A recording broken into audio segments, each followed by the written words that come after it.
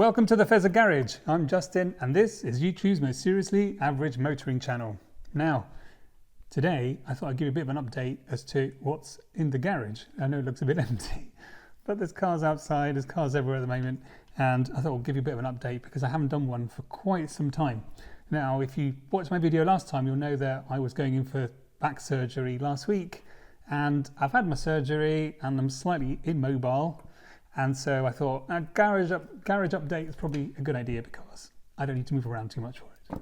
Anyway, so my voice is a bit funny at the moment. I don't know why. Probably too many cigars, but bear with me. Right, so let's crack on, and I'll give you a bit of an insight as to what we've got. There have been quite a few changes probably since I did a last update, which was a long time ago. So I've made a list, which is always worrying when you have to start making a list of the vehicles.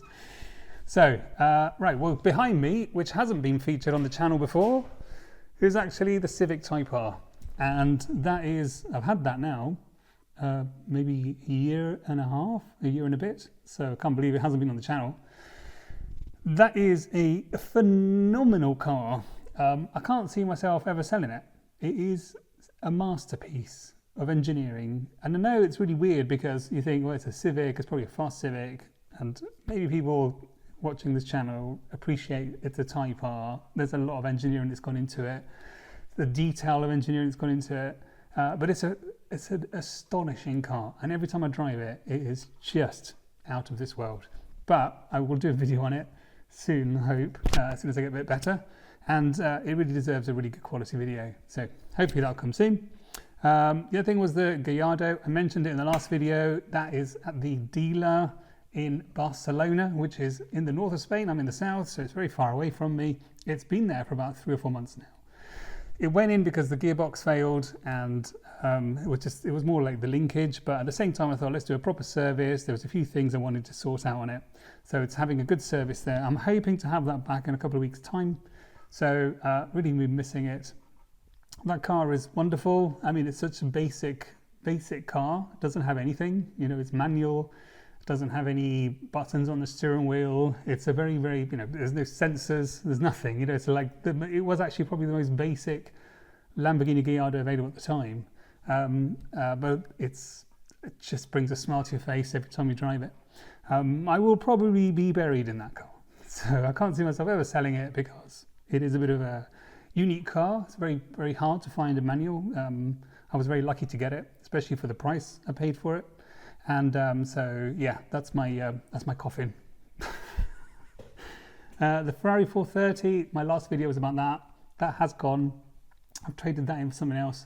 I am picking that up next week, so the replacement. So I'm not going to divulge what it is now because, well, I think it's better to wait a few more days and then you can see what it's been replaced with.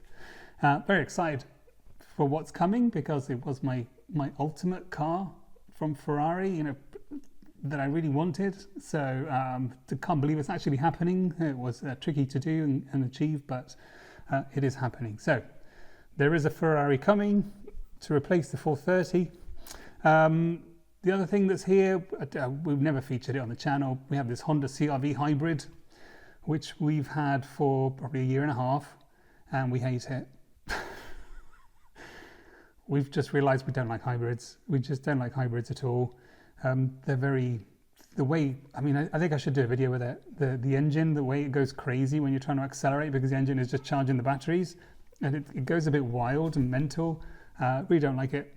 A very comfortable car, lovely car, but just a bit frustrating to drive. And especially where we are, we have a lot of hills, and it just goes nuts.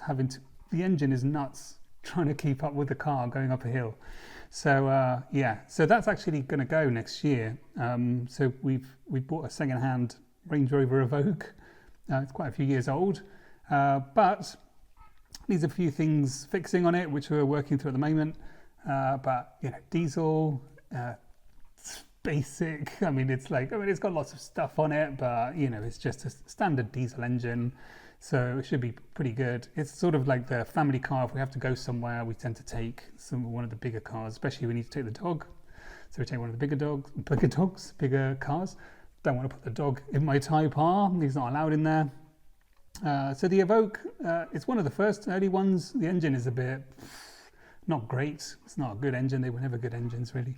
But for what we need, that's absolutely fine. We don't need that Honda CRV, frustrating car.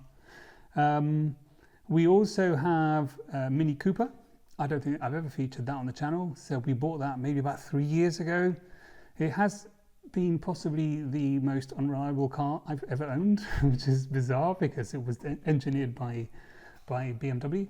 But it's not been a good car at all. It's cost me a fortune to keep it going. I'll do a separate video on that, hopefully, maybe.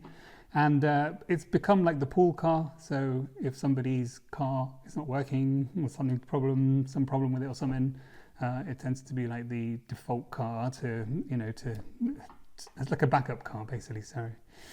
Anyway, so that's the Mini Cooper. Despite the problems it gives us, it is actually a really good fun car to drive, and I really enjoy driving it. But it's given us a lot of headaches. I also earlier this year bought a Rover Mini. So it was one of the later ones. I'm trying to remember now. I think it was like 1992 car or something. So I bought it back in February, March, and we're in November, and I don't have it. So basically, I got it really cheap because the person who had it before hurt his back quite a few years ago and wasn't able to drive it. And with these cars, if you don't look after them, you don't use them, they sort of deteriorate over time. So basically, he wasn't using it, and he sold it cheap because it needed work. So I sent it off. Luckily, we have a Mini specialist, the old Mini, not the new Minis, the old Mini, a Mini specialist very close to here. So I took the car to him, and basically we've stripped the whole thing down. We've redone the gearbox, the engine, we've fixing all the interior, we've repainted it, everything. So I'm hoping to have that next month. I wanted to actually do some work on it myself, but I just didn't have time. So it's better they do it anyway, they're experts. So I'm looking forward to getting that back because I just love Minis. And I really missed having a Mini. I used to have that green Mini 850 and really enjoyed that, but it was just a bit too slow for just modern day driving and a little bit just too slow. And this one is just completely different because the Rover Mini was fuel injected, and it was just good fun, but better, just more power. Well, not even that huge more power, but enough power so you can keep up with with modern traffic. So looking forward to getting that one back. We still have the Dacia Sandero. That is one of our trusty cars. One of my daughters using it at the moment. We bought it for such little money, brand new. It's probably still worth the same amount we paid for it, weirdly, because all car prices have gone up so much.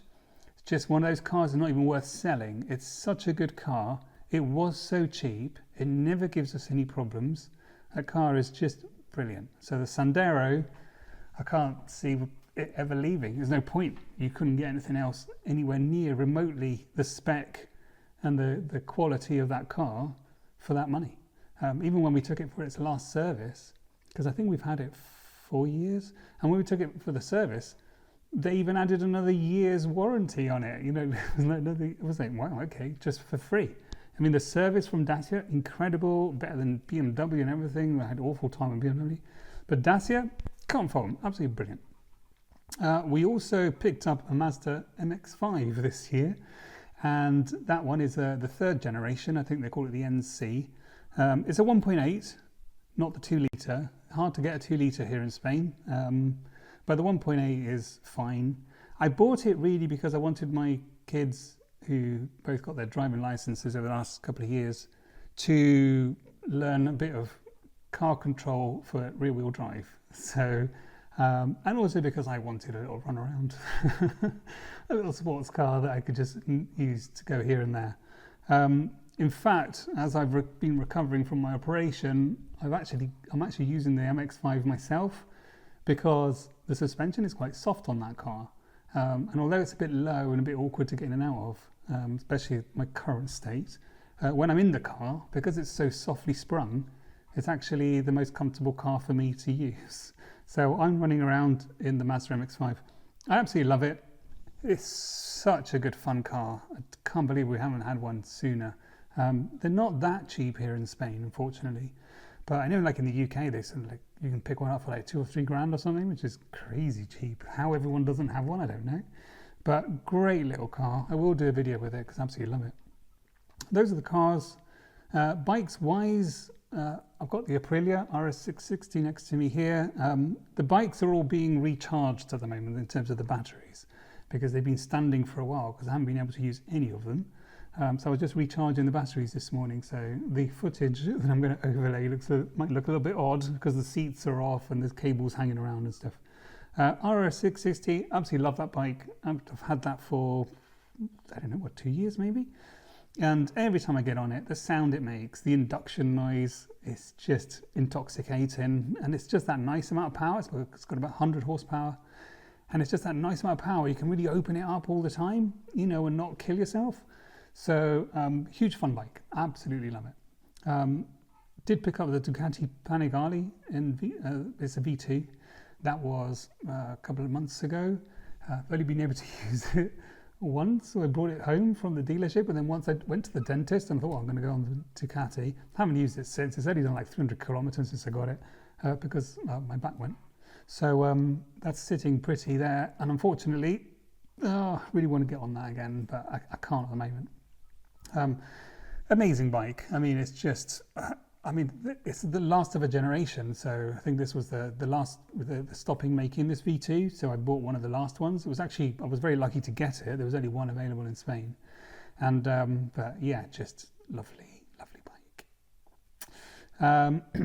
And outside, I've also got, in fact, because normally I don't actually drive every day.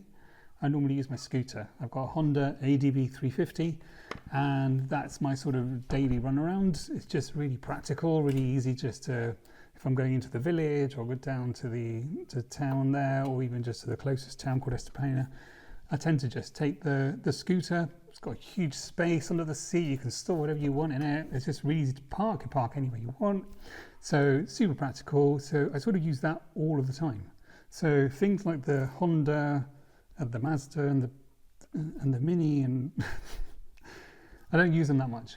I am at the moment and don't use it. I did use the scooter yesterday to see if it was okay. It wasn't too bad, but I'm scared of falling off because of my back.